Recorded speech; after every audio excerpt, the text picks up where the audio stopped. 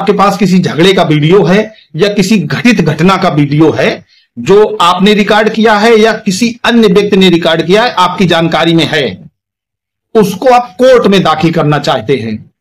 वो कोई सिविल मामला हो सकता है या क्रिमिनल मामला हो सकता है।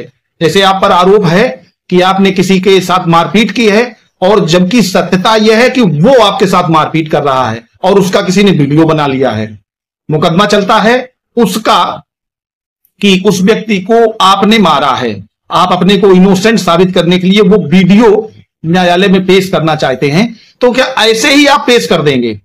या मान लीजिए किसी मकान के कब्जे का विवाद है और आप वहां कब्जे में हैं, गांव का मकान है, कोई ऐसा पेपर आपके पास नहीं है, ना तो आप टैक्स पे करते हैं और ना ही बिजली का कनेक्शन है। यद्यपि बिजली के कनेक्शन इस समय गांव में भी उपलब्ध हैं।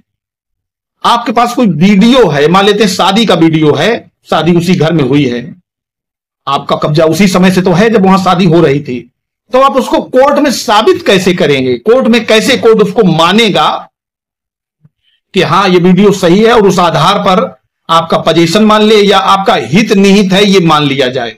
कैसे एडमिट होगा वो वीडियो? ये बहुत महत्वपूर्ण बात है, आप लोग इसको समझ लें, मुझे लगता है काम आएगी।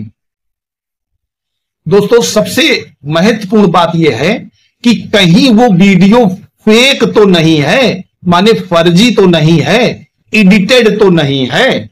जैसे मान लेते हैं कि फोटो किसी की लगा दी, चूंकि आजकल सब संभव है, तो कोर्ट ये कैसे माने? जैसे मान लीजिए कोई एक वीडियो लाता है, वो एडिट किया हुआ है, तो क्या कोर्ट मान लेगी कि हां इस व्यक्ति ने ये जो वीडियो है वो सही है और उसके आधार पर जजमेंट कर दे?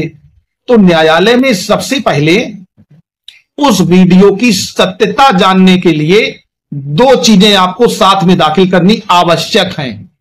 और मैं ये इसलिए बता रहा हूं कि ज्यादातर इसी जगह गलती हो जाती है, क्योंकि पुलिस भी कभी कभी, विवेचक भी ऐसा कोई वीडियो व्हाट्सएप या कोई चैट या कोई इस तरीके की डॉक्यूमेंट, क्योंकि मूल डॉक्यूमेंट कहीं और होता है, आप कोर्ट में वो मूल तो दाखिल करेंगे नहीं। जैसे मान लीजिए कोई वीडियो आपने अपने मोबाइल से रिकॉर्ड किया और मोबाइल से रिकॉर्ड करने के बाद वो मोबाइल आपके पास है, तो क्या आपको लगता है आप कोर्ट में वही मोबाइल दाखिल कर देंगे? नहीं, आप तो उस मोबाइल से उस वीडियो को किसी पेन ड्राइव में या सीडी में ही करके तो दाखिल करेंगे।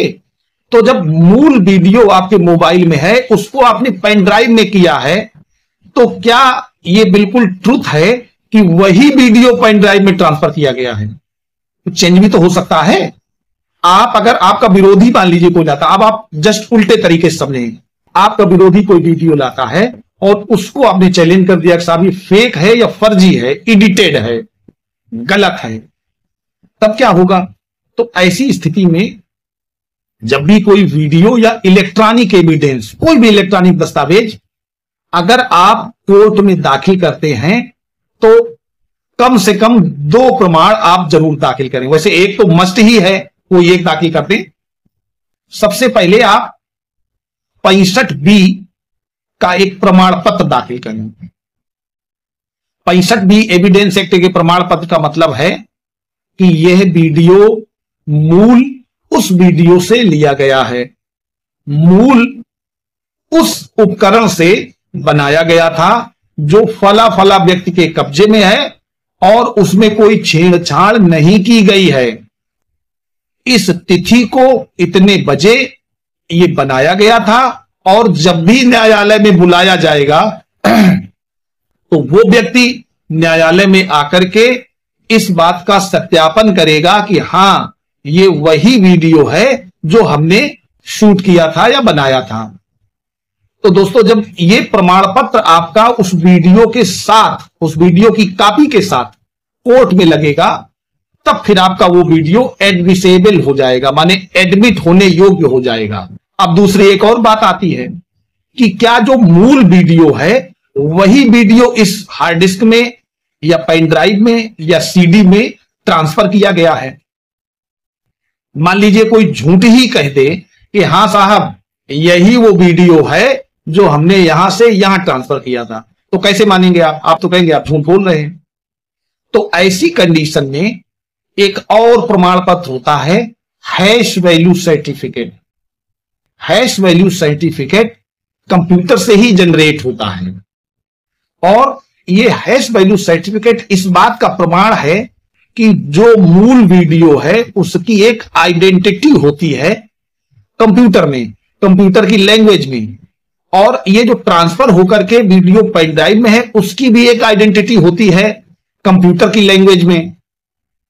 वो दोनों आइडेंटिटी अगर समान है तो इसका मतलब है उस वीडियो में कोई छेड़छाड़ या एडिटिंग नहीं की गई है। तो दोस्तों, जब भी कभी कोई आप ऐसा वीडियो दाखिल करते हैं जो मूल कहीं और है, आप पेन ड्राइव या सीडी या उसकी प्रति दाखिल कर रहे हैं, तो आप हैश वैल्यू सर्टिफिकेट अवश्य लगाएं।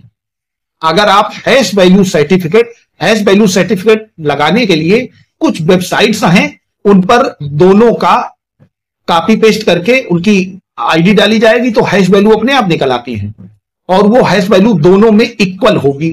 जैसे ही इक्वल होगी तो आप उसका सर्टिफिकेट जनरेट कर लें और उसकी कॉपी उसके साथ में लगाएं, और ये कहते हुए लगाएं कि सर, जो वीडियो मूल में है वही इसमें कॉपी किया गया है और दोनों की हैश वैल्यू समान है, उसका सर्टिफिकेट दाखिल किया जा रहा है।